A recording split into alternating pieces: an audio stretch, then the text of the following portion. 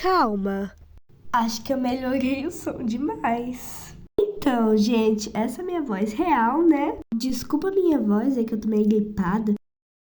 É porque eu tô meio gripadinha.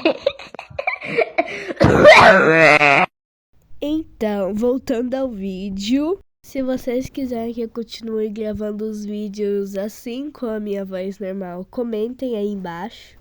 Ah, eu não poderia me esquecer que eu não quero gente xingando minha voz aí nos comentários. Eu apago todos os comentários, sem exceção. Mas então, gente, esse foi o vídeo. Espero que vocês tenham gostado. Um beijo.